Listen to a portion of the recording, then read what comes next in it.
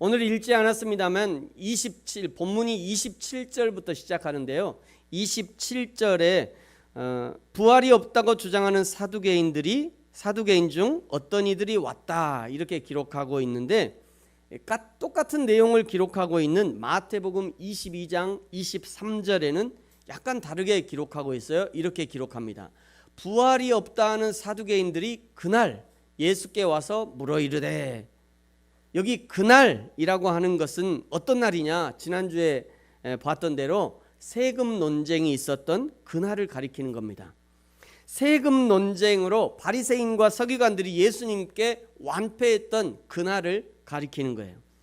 가이사의 것은 가이사에게, 하나님의 것은 하나님께 돌려드리라 말씀하시면서, 가이사가 스스로 황제라고 왕좌에 앉아 있지만 세상에서 가이사의 것이라고 주장할 만한 것은 아무것도 없고, 사실은 모든 것이 하나님께로부터 온 것이니 여호와 하나님께 돌려드려야 한다라고 교훈하셨던 바로 그날을 가리키는 거예요.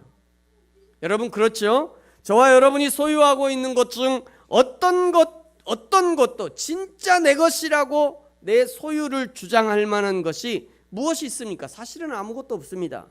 물질도, 명예도, 사랑도, 형제 자매도, 자식들도 사실은 다 하나님께 속한 거죠. 언제든지 어느 순간에든지 여호와 하나님께서 달라시면 내어드려야 하는, 우리는 청지기와 같은 삶을 살고 있는 겁니다. 우리는 청지기예요. 그저 잠깐 맡은 것뿐이에요. 자식들도 잠깐 맡은 것뿐이라니까요. 아내도 남편도 잠깐 맡은 것뿐이에요. 물질이요 잠깐 맡은 것뿐이에요. 우리의 생명이요 잠깐 맡은 것뿐이에요. 하나님이 가자 하면 가야 돼요. 우리의 것이 아니에요. 불의한 농부처럼 주인의 포도밭을 갖고 싶다고 상속자인 주인의 아들까지 죽인다 해서 가질 수 있는 것이 아닙니다. 오히려 주님께 내어드리고 비워드린 사람에게, 그래 착하고 충성된 종아, 네가 착하고 충성되게 잘했으니까 더 받아라, 이런 복이 있는 겁니다. 사랑하는 성도 여러분, 저와 여러분에게 맡겨주신 것은 무엇이 있습니까? 가정을 맡겨주셨고, 직장을 맡겨주셨고, 물질을 맡겨주시고, 건강을 맡겨주시고, 사역을 맡겨주시고, 영혼들을 맡겨주시고, 자녀들을 맡겨주시고, 이 모든 하나님이 맡겨주신 그 모든 믿음의 현장에서 하나님의 권한을 넘보지 말고 그저 자기가 맡은 십자가를 충성스럽게 감당하는 저와 여러분이 되어지기를 예수님의 이름으로 축복합니다. 서기관 바리새인이 예수님께 혼쭐 났다는 소식을 듣고요, 그날 바로 달려온 거예요. 그날 바로 사두개인들이 달려온 거예요. 여러분, 이런 속담 있죠? 가재는 누구 편? 개 편이다. 가재는 개 편이다. 악한 거는 누구 편일까요? 악은 사단의 편이다. 가재는 개 편이고요, 악은 사탄 편이에요. 서기관, 바리새인, 사두개인 다 같은 편인 거예요. 다. 그러니까 같은 편이니까, 같은 편이 공격당하니까 갑자기 욱한 거죠. 같은 편이니까.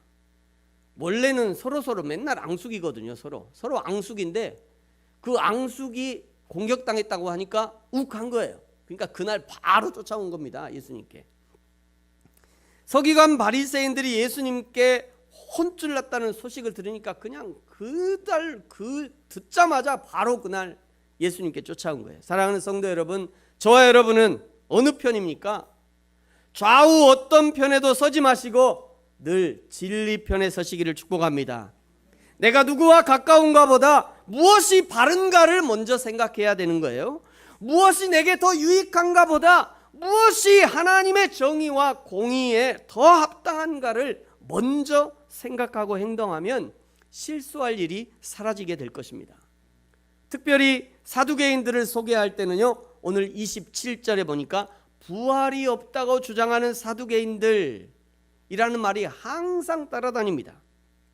여기 사두개인, 사두개파, 이 사람들은요 다윗과 솔로몬 시대의 제사장 사독에게서부터 출발했던 그런 제사장 집단들입니다. 이들은 특별히 모세 오경만 인정했고요. 다른 전승 문서들은 그 권위를 인정하지 않았어요. 당시의 유대 사회 내의 소수 집단이었지만 부유한 지배 집단으로서 영향력을 행사했고요. 정치적 세력을 갖고 있었던 거죠. 이들이 주장하는 교리 중에 특별한 것은 부활과 영을 믿지 않았습니다. 현실주의자들이기 때문에 눈에 보이는 영과 눈에 보이지 않는 영과 부활을 믿지 않았던 거예요. 오직 눈에 보이는 돈과 권력만 인정했던 것입니다. 돈이면 최고다. 권력이면 최고다. 뭔 영이냐, 뭔 부활이냐, 그건 아무것도 몰라. 네가 죽어봤어? 죽어보지 않은 사람이 어떻게 부활과 영을 알아? 응? 뭐 이러면서 돈과 권력만 인정했던 거예요. 특히 로마의 통치에 협력하여서 자신들의 기득권을 유지했던 그런 무리들이었는데요. 예루살렘 함락과 함께 몰락하게 됩니다. 사랑하는 성도 여러분, 우리도 이 사두개인의 눈을 갖지 않도록 주의하셔야 합니다.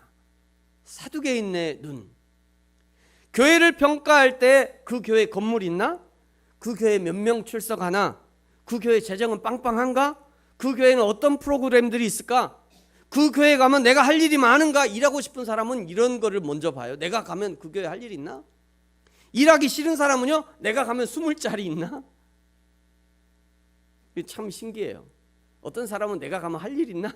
어떤 사람은 내가 가면 20자리 있나? 교회를 선택하고 교회를 평가하는 것도 온통 눈에 보이는 현실적인 것들로 가득하다면 그 사람은 역시 사두개인과 비슷한 신앙적 그런 성향을 가지고 있다고 말할 수 있을 것입니다. 여러분, 이왕 교회를 평가하려면 그 교회는 성경을 잘 가르치나, 그 교회는 어떻게 하나님의 뜻을 분별하고 하나님의 뜻을 잘 시행하고 있는가, 그 교회는 어떻게 영혼들을 돌아보고 어떻게 전도하고 어떻게 선교하고 있는가, 그 교회 구성원들은 어떻게 전심으로 하나님을 예배하고 있는가, 이런 기준을 가지고 교회를 평가하든지 아니면 이런 교회를 만들어 가려고 노력하는 것입니다. 사두개인들은 이런 극히 현실적인 시각을 가지고 예수님께 이제 질문을 퍼붓기 시작하는 거예요. 질문의 내용이 오늘 이제 28절부터 33절까지인데요. 28절을 시작하면서 모세가 우리에게 써주기를 하면서 성경의 근거를 가지고 질문을 하는 겁니다. 이 사단 마귀의 습성과 비슷해요. 첫사람 아담을 유혹할 때도 창세기 3장 1절에 보면요, 하나님이 참으로 너희에게 동산의 모든 나무의 열매를 먹지 말라 하시더냐. 하나님의 말씀을 가지고 유혹하고 의심하게 하더니 지금까지도 사단 마귀는 하나님의 말씀을 가지고 성도들을 유혹합니다. 33절까지 쭉 보면요, 신명기 25장 28절 이하에 등장하는 계대 결혼, 즉 가문의 그 대를 잇기 위해서 형이 아들이 없이 죽으면 그 형수를 다른 사람에게 시집 보내지 말고 동생이 그 형수에게 들어가서 둘째와 셋째도 들어가고 넷째도 들어가고 다섯째가 없으면 다섯째, 여섯째가 들어가고 여섯째가 없으면 일곱째가 들어가서 기필코 대를 이어야 된다. 이게 이제 계대 결혼이거든요. 가문을 잇기 위해서 그렇게 하는 겁니다. 근데 이 말씀을 가지고 결국에 일곱째까지 갔어요. 그 다음에 이제 묻는 거죠. 그 후에 여자도 죽었다. 그러면 그 다음에 이제 부활이 있을 건데, 그러면 과연 이 여자는 누구의 아내가 되겠냐? 이런 질문을 하고 있는 거죠. 부활이 없다고 주장하는 사두개인들에게는 너무나 좋은 공격거리가 되는 거예요. 모세 때부터 부활이 없었으니까 이제 주장하는 거죠. 모세 때부터 이런 얘기를 한 거는 부활이 없으니까 모세가 어떻게든지 현실 가운데 결판을 봐야 되니까 이런 얘기 한 거냐? 한 거 아니냐? 이렇게 주장하고 있는 것입니다. 사두개인들은 자신들의 주장을 정당화하기 위해서 성경을 이용하고 있는 거예요. 여러분, 저와 여러분은 어떻습니까? 저와 여러분은 성경을 어떻게 사용하고 계십니까? 여러분이 가진 신앙, 여러분이 가진 버릇, 여러분이 가진 지식을 정당화하기 위해서 성경을 이어가고 있지는 않으십니까? 또는 성경 구절 여기저기를 암송하고 기억하고 있으면서 그 성경을 칼과 창 삼아 여기도 찔러보고 저기도 찔러보고 여기도 배워보고 저기도 배워보고 이러면서 이 사람 저 사람 상처를 입히고 그러면서 성경과 하나님의 뜻을 왜곡하고 있지 않은지 여러분 잘 살피고 주의하셔야 합니다. 최근에 서강대 명예교수이시고요, 미국 칼빈 신학교 교수이신 강영한 교수님이라는 분이 인터뷰를 하셨어요. 그 인터뷰 내용에 이런 내용이 등장합니다. 질문을 이렇게 합니다. 한국 교회가 성경적으로 돌아가는 길은 무엇입니까? 한국 교회가 성경적으로 돌아가야 되는데 그 길이 도대체 무엇입니까? 이렇게 묻는 거예요. 교수님이 이렇게 대답합니다. 한국 교회의 문제는 예수 그리스도의 삶과 가르침에 대한 무관심이다. 대신 물질주의와 현세주의, 성공주의, 극단적인 정치 이념에 사로잡혀 있다. 성경을 다시 읽고 예수 그리스도를 다시 발견해야 된다. 다시 믿어야 된다는 얘기예요. 처음부터 다시 믿어야 된다, 이런 얘기거든요. 성경을 읽을 때 중요한 것은 우리 자신의 성품이 하나님의 나라를 위해서 형성될 수 있게 읽어야 된다. 성경을 읽을 때 우리 자신의 성품이 하나님의 나라에 합당한 성품으로 변화되어야 한다는 것이에요. 이것이 성경 읽기의 본질이라는 것입니다. 사두개인들이요, 그야말로 성경의 박사들이었어요. 그러나 그들은 성경대로 변화되지 않았습니다. 그저 성경을 자신의 욕망을 채우고 자신들의 기득권을 유지하는 도구로 사용했던 것이에요. 사랑하는 성도 여러분, 저와 여러분의 성품과 인품이 성경을 읽은 만큼 변화되어지고, 설교를 들은 만큼 변화되어지고, 신앙 연륜이 쌓여있는 만큼 우리의 인격이 변화되어지는, 그래야 하나님의 나라에 합당한 사람이라고 평가를 받는 저와 여러분이 되어지기를 축복합니다.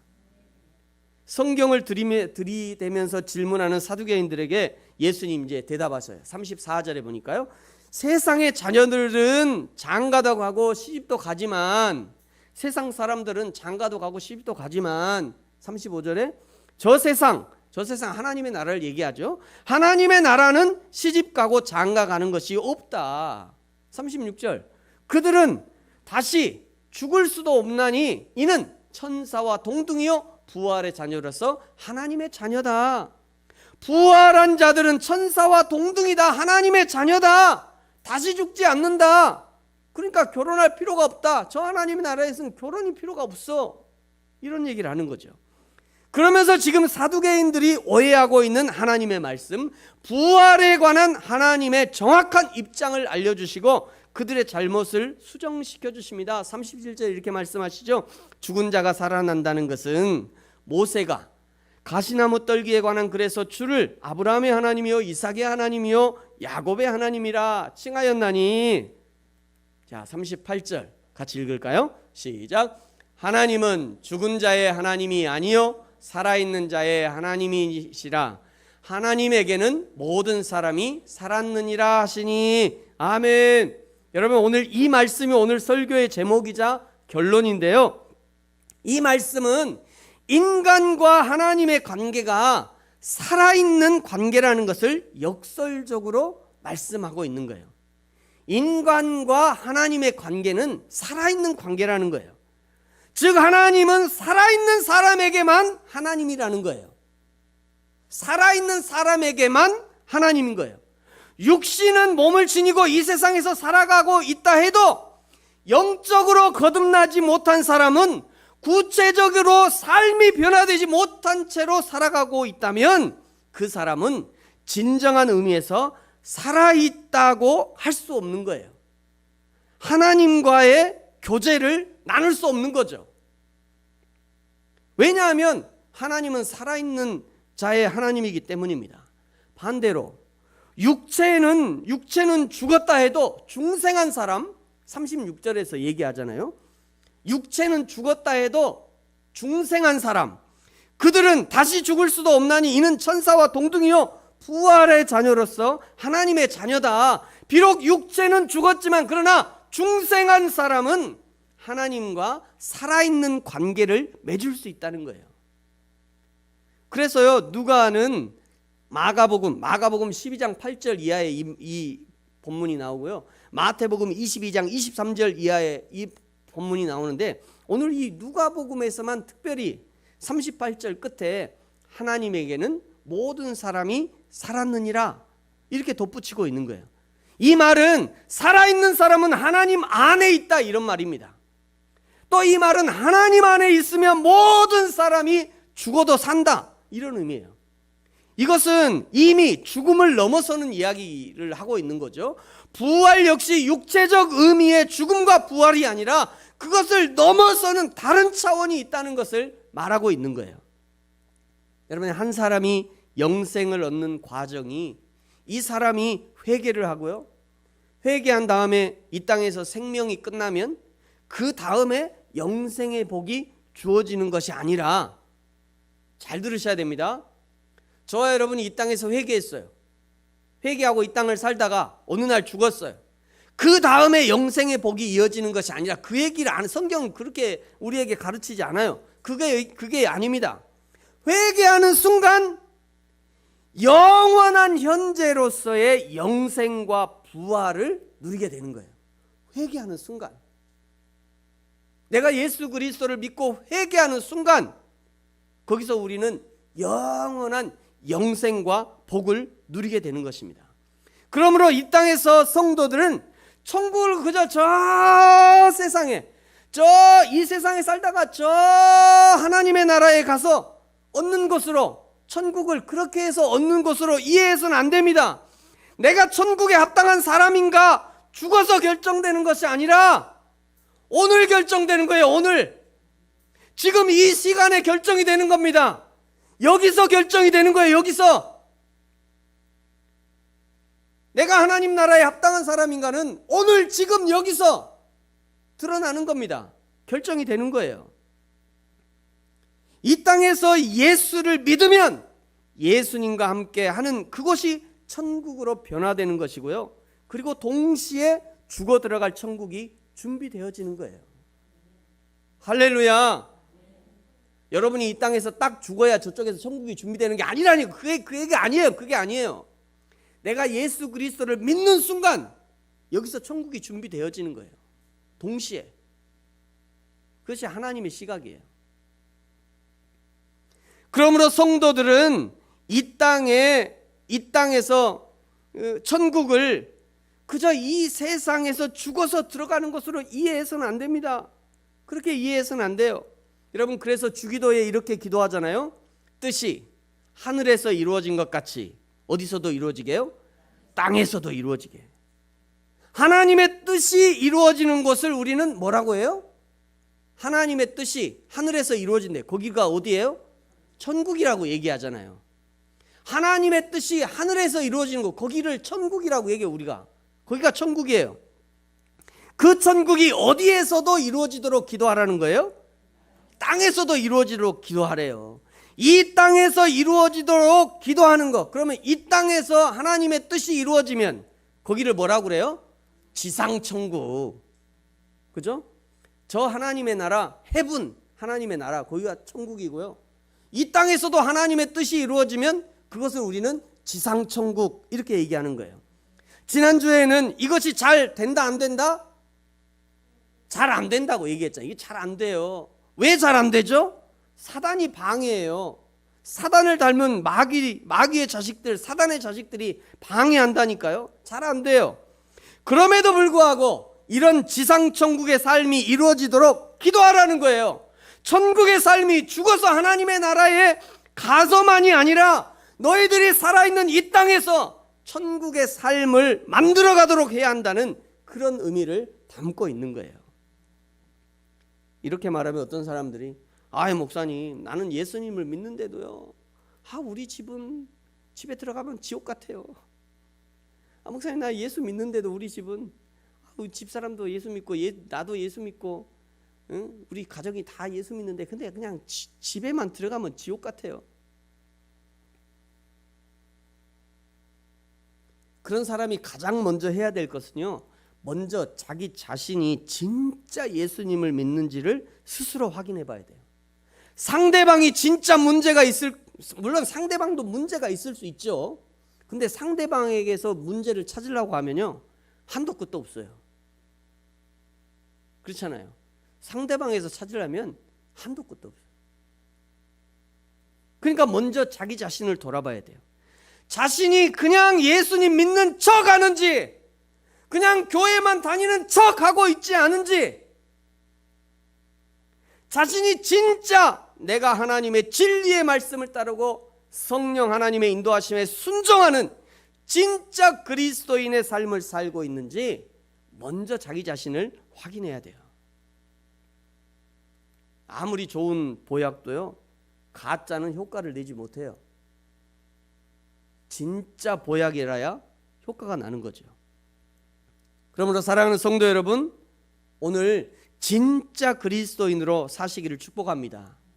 진짜 성경을 믿고 따르고 내 안에 계신 성령의 인도하심에 전심으로 따르고 순종하는 믿음이 우리에게 있어야 되는 거예요.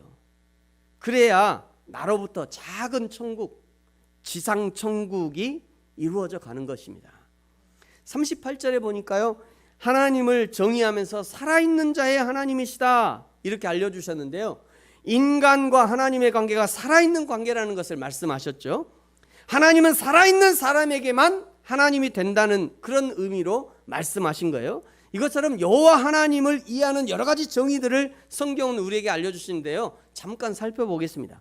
먼저 요한일서 4장 16절에 하나님은 사랑이시다 말씀하죠. 이 말씀은 사랑이 없이는 하나님을 만나지 못한다, 이런 의미입니다. 사랑이 없이는 하나님을 만나지 못하는 거예요. 미움과 증오가 있는 곳에는 하나님이 있을 수 없다는 것이죠. 시편 31편 5절에 진리의 하나님 이렇게 말씀하시고, 요한복음 1장 1절에는 말씀은 곧 하나님이시다 말씀하죠. 반대로 말하면 진리가 없는 곳에, 말씀이 없는 곳에는 하나님이 없다는 거예요. 하나님의 진리와 말씀을 떠나서는 하나님을 만날 수 없다, 하나님을 찾을 수 없다, 이런 의미입니다. 고린도전서 14장 33절에 하나님은 무질서의 하나님이 아니시다 말씀합니다. 그러니 무질서한 곳에서는 하나님을 찾지 못하는 것입니다. 무질서의 하나님이 아니시기 때문에 지금도 하나님은 온 세상 만물을 질서 있게 운행하고 계시고, 그 질서 가운데서 하나님을 만날 수 있는 것이에요. 성경만 문자적으로 읽는 게 아니라 천하 만물에 드러난 하나님의 메시지를 읽을 수 있어야 됩니다. 여러분, 지금 뭐 세상을 한번 보십시오. 반대로 돌아가는 거 어디 있어요? 태초로부터 하나님이 지어놓으신 그 자연 질서가 반대로 돌아가는 거 보셨어요? 없어요. 그게 하나님의 속성이라고요. 하나님은 질서의 하나님이셔요. 시편 23편 1절에는요, 여호와는 나의 목자시니 라고 말씀하죠. 여호와가 나의 목자라는 고백은 나는 그의 양이다 라고 하는 이 고백을 밑에 깔고 있는 거예요. 하나님의 양들만이 하나님을 만날 수 있다는 거예요. 믿는 자가 보는 거죠. 믿지 않는 자는 보지 못하는 겁니다. 또 양은 목자의 음성을 듣는다, 요한복음 10장에 말씀하잖아요. 하나님의 양들만 목자의 음성을 듣게 되는 것입니다. 목자를 믿고 목자의 인도함을 따라가야 꼴을 얻고 물을 얻을 수 있는 거예요. 여러분의 목자는 누구십니까? 여러분의 목자, 여호와 하나님이 나의 목자임을 고백하고 인정한다면 하나님의 말씀을 따르고 그 말씀에 순종하는 모습을 당연히 보여야 하는 것이에요. 여러분, 교회는 철저하게 목자 되신 여호와 하나님의 말씀을 따르고 순종할 수 있어야 합니다. 여러분, 이 부분을 설명하면서 어떤 목사님들은 목사는 목자고 목사가 목자고 성도는 양이다, 그러므로 성도들은 목자인 목자에게 순종해야 된다, 이런 말 들어보셨어요? 안 들어보셨어요? 들어봤어요? 신앙생활 오래 하셨네. 가끔 이렇게 얘기하는 분들이 계셔요. 저는 굉장히 위험한 설명이다 생각합니다. 굉장히 위험한 설명. 목자는 예수님이고요, 목회자도 예수님의 양이에요. 성도도 예수님의 양입니다. 목회자도 예수님의 양일 뿐이에요. 성도도 양일 뿐이에요. 조금 한 발 앞서 있을 뿐이죠. 목회자가 무슨 목자예요? 우리의 목자는 예수님 한 분뿐이에요. 할렐루야. 굳이 목회자에게 특별한 위치를 부여하고 싶다면, 지난번 우리 교회에 와서도 집회를 하셨는데요, 저와 동명이인인 조현철 목사님이 이렇게 얘기하시더라고요. 목회자는 뭐냐면 목장의 개다. 만약 하나님의 양인 성도들이 다른 곳으로 가려 하면 목회자는 부지런히 쫓아가 가지고요, 여기 아니라고, 아니야, 야 여기 아니야 이렇게 얘기해. 야 여기 아니라니까, 돌아와, 거기 아니야, 그리 가면 안 돼. 멍 엉뚱한 거 뜯어 먹으려고는, 야 안 돼, 그거 뜯어 먹으면 안 돼, 멍 안 돼, 그거 먹으면. 이 목회자가 해야 될 일이에요. 저는 이 말씀에 아주 100% 동감이 되더라고요. 그러니 성도 여러분, 이 목장의 세파트와 같은 제가 혹시라도 큰 소리로 야 안 돼 막 이러고, 막 야 돌아와 그거 먹으면 안 돼, 너 왜 그거 먹어, 야 돌아오라니까, 막 이래 소리 지르거든. 목사님이 화통을 삶아 두셨나. 목사님 시끄러워갖고 내가 목회 이제 신앙생활을 못해, 이러지 마시고, 혹시 내가 잘못 가고 있나? 내가 혹시 잘못 가고 있나? 라고 자신을 돌아보셔야 돼요. 그리고 하나님 따라, 성경의 인도하심 따라 걸어가시기 바랍니다. 그것이면 충분해요. 은혜 받았다고 저한테 헌금 안 하셔도 돼요. 교회 헌금 안 해도 돼요. 걱정하지 마세요. 혹시라도 여러분 마음 가운데 막 뜨끔뜨끔한 거 있잖아요. 그럼 내가 뭐 잘못 가고 있나? 그리고 하나님 보고 따라가면 돼요. 하나님, 신앙생활은 그거 아닌가요? 그 짓이었나? 하나님 보고 따라가면 돼요. 여러분, 그것이 또 우리 목회자의 사명인 것이고요. 살아있는 자는요, 하나님의 사랑에 반응하는 것입니다. 살아있기 때문에 하나님의 진리에 반응하는 거예요. 살아있기 때문에 하나님의 질서에 반응하는 것입니다.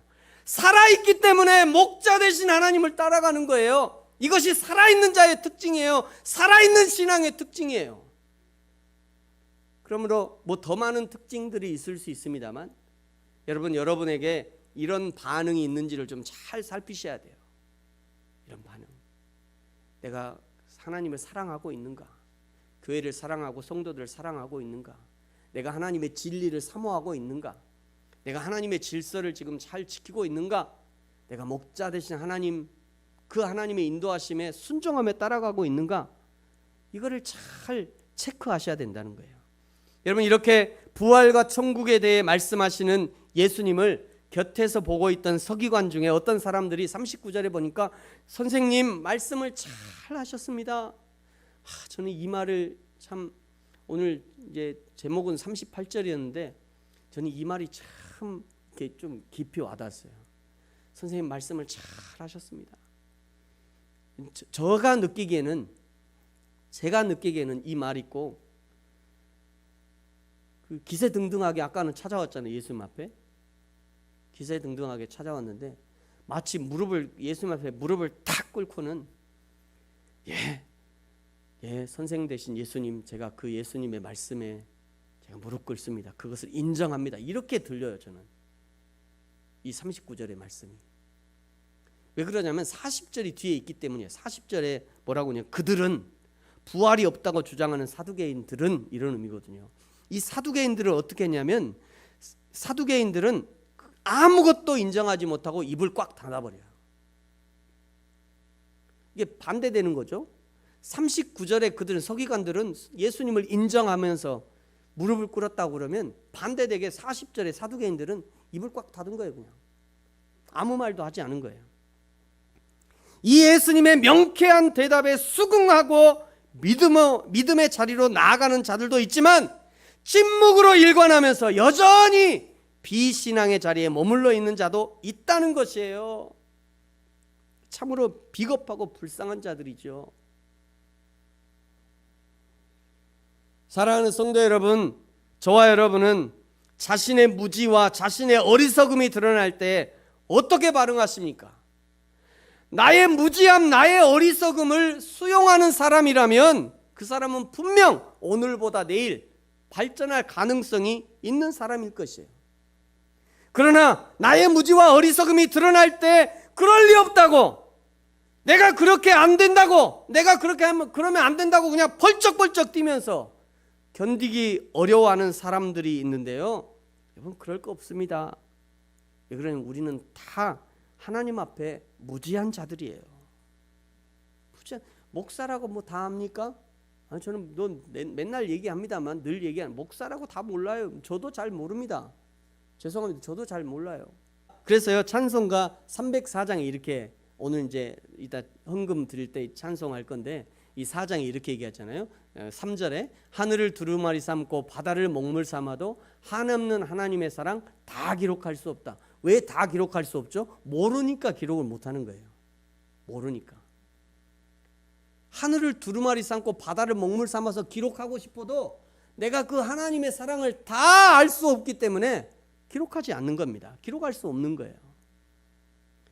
그저 하나님 앞에 주여 내가 모릅니다. 내가 연약합니다. 내가 죄인입니다. 이 고백이 가장 현명한 대답이고요. 가장 아름다운 대답이고 가장 정직한 대답일 것입니다. 정말 이렇게 고백한다면, 내가 정말 하나님 다 모릅니다. 다 알 수 없습니다. 내가 하나님을 하늘을 두루마리 삼고 바다를 먹물 삼아도 그 하나님의 사랑을 다 기록할 수 없습니다. 다 알 수 없습니다. 정말 이렇게 고백한다면 그 다음에 해야 될 일이 있다는 거예요. 그 다음에 뭐 해야 돼요? 하나님의 말씀 따라가야 돼요. 저 어린아이처럼 하나님의 말씀 따라가야 돼요. 어린아이처럼 참 목자이신 여호와 하나님을 따라 삶을 살아가야 돼요. 개도 따라가잖아요, 끝에. 예? 예수님 따라가야 됩니다. 여호와 하나님이 가라는 곳으로 가서 거기서 꼴을 뜯어 먹어야 돼요. 온 가족이 말이죠. 나 혼자만이 아니라 온 가족이. 사랑하는 성도 여러분, 저와 여러분이 날마다 하나님 앞에서 하나님을 인정하고 나의 연약함, 나의 죄인됨을 인정하고, 그래서 우리의 부활의 소망, 우리를 부활의 소망으로 충만하게 하시는 하나님, 지금도 살아계셔서 살아있는 자의 하나님이 되신 여호와 하나님 앞에 나도 살아있는 신앙의 삶으로 말씀을 적용하고 말씀대로 순종하고 하나님을 만나고 예배하고 사랑하고 섬기는 저와 여러분이 되어지기를 예수님의 이름으로 축복합니다. 기도하겠습니다.